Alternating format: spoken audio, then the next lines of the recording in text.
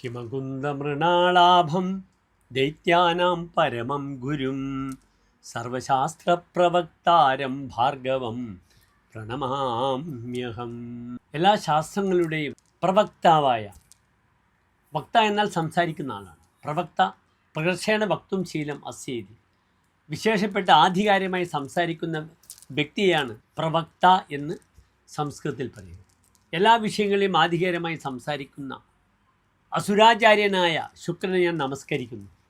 ശുക്രനിത, പ്രിയമുള്ള പ്രേക്ഷകരെ, മിഥുൻ രാശിയിൽ നിന്നും തൻ്റെ അടുത്ത സുഹൃത്തായ ബുധൻ്റെ ക്ഷേത്രം മിഥുൻ രാശിയിൽ നിന്നും തൻ്റെ പരമശത്രുവായ കർക്കിടക രാശിയിലേക്ക് പ്രവേശിച്ചിരിക്കുകയാണ്.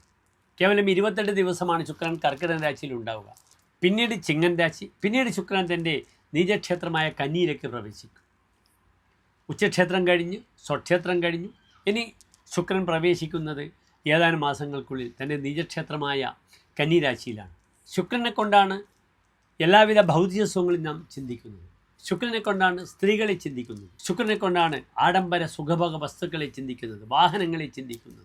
അതിനാൽ ശുക്രൻ നീചസ്ഥനാകുമ്പോൾ പലപ്പോഴും, പ്രത്യേകിച്ച് കർക്കിടക രാശിയിൽ അത്യന്തം ശത്രുവായ ചന്ദ്രക്ഷേത്രമായ കർക്കിടക രാശിയിൽ വരുമ്പോൾ പോലും ശുക്രൻ്റെ സ്വഭാവത്തിൽ വളരെയധികം മാറ്റങ്ങൾ കാണാം. ദിഭാര്യോർത്തി ഭീരുർ പ്രബല മതശോകസ്യ ശശിമേ. കർക്കിടകത്തിൽ ആശയഫലം വരാഹ മിഹിര ആചാര്യർ ഇപ്രകാരം പറഞ്ഞിരിക്കുന്നു: ദ്വിഭാര്യ അർത്ഥി. 2 ഭാര്യമാരുണ്ടാവുക, അല്ലെങ്കിൽ 2 സ്ത്രീകളുമായുള്ള ബന്ധങ്ങളുണ്ടാവുക. ഭാര്യയല്ലാതെ മറ്റു സ്ത്രീകൾ കടന്നു വരിക. അർത്ഥി, ആഗ്രഹിക്കുന്ന ആളാവുക, അനേകം സ്ത്രീകളെ ആഗ്രഹിക്കുക. കർക്കിടകം ബഹുവാദ രാശിയാണ്. പ്രബല മതശോകശ്ച, പ്രബലമായ മതം, കാമം, ദുഃഖം, വിരഹം ഇതൊക്കെ അനുഭവിക്കും. അതിനാൽ ശുക്രൻ പല രാശിക്കാരും വളരെയധികം ശ്രദ്ധിക്കണം. സ്ത്രീ സംബന്ധമായ അപഖ്യാതികൾ, പേരുദോഷങ്ങൾ, ഇപ്പോഴത്തെ ഏറ്റവും പ്രധാനമായിട്ട് പോക്സോ കേസ്, ഇതിലൊക്കെ ഈ ശുക്രൻ വളരെയധികം പ്രതിസന്ധികളും ബുദ്ധിമുട്ടുകളും കൈവരുന്ന ഒരു സമയമാണ് ഇതെന്ന് നിങ്ങൾ അറിയണം. എൻ്റെ പ്രിയപ്പെട്ട പ്രേക്ഷകർക്ക്, മേടം മുതൽ മീനം വരെയുള്ള 12 രാശിക്കാരുടെയും ശുഭാശുഭഫലങ്ങൾ നാം ചർച്ച ചെയ്യുന്നു.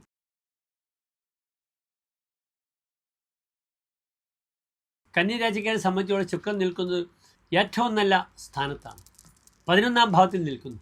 അത് വ്യാഴത്തോടുകൂടെ നിൽക്കുന്നു. 2 ആചാര്യഗ്രഹങ്ങളുടെ യോഗം കന്യരാശിക്കാർക്ക് വളരെയധികം മേന്മകളെ പ്രദാനം ചെയ്യും. കന്യരാശിക്കാർക്ക് ഈ ഒരു സമയം സന്താനങ്ങളുണ്ടാകാൻ ഏറ്റവും നല്ല സമയമാണ്. കാരണം ഭാഗ്യാധിപനായ ശുക്രനാണ് 11ാം ഭാവത്തിൽ നിൽക്കുന്നത്. കന്യരാശിക്കാർക്ക് ശുക്രൻ 2 ഭാവങ്ങളുടെ അധിപനാണ്. ഒന്ന് തുലാൻ രാശി 2ാം ഭാവത്തിൻ്റെ, മറ്റൊന്ന് 9ാം ഭാവം ഭാഗ്യഭാവം നിൽക്കുന്നതോ സർവാഭീഷ്ട രാശിയിലാണ്, 11ാം ഭാവത്തിലാണ്. ഭൃഗുർ ലാഭകോ ലാഭതോ യസ്യ ലഗ്നാൽ സുരൂപം മഹീപം ജ കുര്യാച്ച സമ്യക്. നല്ല രൂപം, രാജതുല്യമായ പദവി ഇതൊക്കെ അനുഭവിക്കും എന്നൊരു ഫലം പറഞ്ഞിരിക്കുന്നു. ലസൽ കീർത്തി സത്യാനുരാഗം ഗുണാഢ്യം മഹായോഗം ഐശ്വര്യയുക്തം സുശീലം. സശീലത്തോടു കൂടിയിരിക്കും, മഹായോഗങ്ങളുണ്ടാവുക, ഐശ്വര്യങ്ങളുണ്ടാവുക. അതിനാൽ ഈ ഒരു സമയം ഏറ്റവും അനുകൂലമാണ്. ഈ ഒരു മാസക്കാലം കന്യരാശിക്കാരെ സംബന്ധിച്ചോളം വിവാഹ തീരുമാനങ്ങൾ ഉണ്ടാകും. കാരണം 7ാം ഭാവാധിപനാണ് വ്യാഴം, വിവാഹ പതിയാണ്. ഇവിടെ വിവാഹകാരകനാണ് ശുക്രൻ.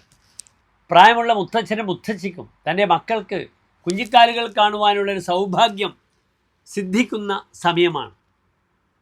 അതിനുമപ്പുറം പഠന വിഷയത്തിലേക്ക് വളരെയധികം മാറ്റങ്ങളുണ്ടാകും. 5ാം ഭാവത്തിലേക്ക് നോക്കുന്നു. ഗർഭധാരണത്തിന് വേണ്ടി IVF തുടങ്ങിയ ചികിത്സകളെ ഡിപ്പെൻഡ് ചെയ്യാൻ ഏറ്റവും നല്ല സമയമാണ് കന്യരാശിക്കാരെ സംബന്ധിച്ചോളം. ഉത്തര നക്ഷത്രത്തിൻ്റെ അവസാനത്തെ 45 നാഴിക, അത്തം ചിത്ര നക്ഷത്രത്തിൻ്റെ ആദ്യത്തെ 30 നാഴിക വരുന്ന രാശിയാണല്ലോ കന്യരാശി. അതിനാൽ നന്മകൾ അങ്ങേയറ്റം കന്യരാശിക്കാർക്കുണ്ടാകും, ഒരു സംശയവുമില്ല.